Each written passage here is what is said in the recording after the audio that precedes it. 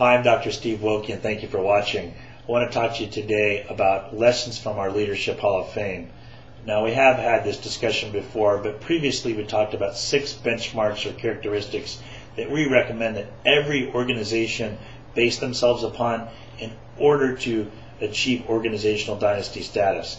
Today we're going to focus solely on the leadership, the executive leadership in an organization.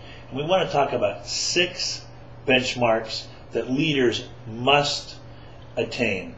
Now, previously we said that technical skills, leadership skills, cultural skills, competence, commitment, and emotional quotient are the basis for organizations. That still remains true, but the leadership, executive leadership, must add 6 more. So they have 12 to contend with.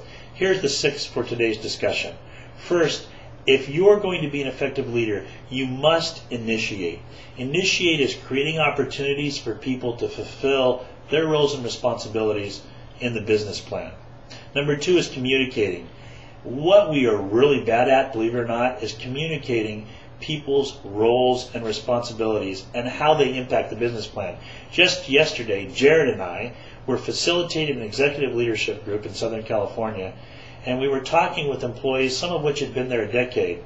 And this group of 12 to 15 emerging leaders told us that they did not have or had ever had a clear definition of their roles and responsibilities. Now imagine that. And this is a profitable and productive organization. So you have to communicate if you're going to lead your proteges to the business plan promised land. Number 3 is motivating.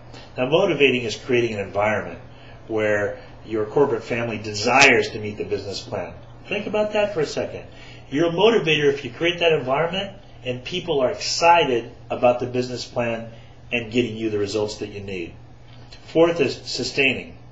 Now sustaining is keeping momentum moving forward, and 2, making consistent mid-course corrections. It's all about, can you dance? If you've seen Dancing with the Stars, it's all about the steps. You got to make those mid-course corrections. If you do, you'll be a sustainer, you'll beat the competition, you'll build a legacy, and maybe even an organizational dynasty. Number 5 is commonality of purpose. Now, commonality of purpose, we talk about, are you aligned? Do you have emotional commitment? Is your head and your heart connected? And we also talk about moving forward in a spirit of unity. So commonality of purpose. And then finally, corporate character. Corporate character, after the last 8 to 10 years in the U.S., is not a hard sell. The character of our executive leadership is at the heart of our business. Here's how I define that. If we were to come in and do an audit, look at your books, talk to your people, from the receptionist to the general manager, the president, the CEO, if we were to talk about your character, what will we find in that audit? That would tell us who you really are. Somebody defined character as what you do when nobody's looking. Corporate character matters.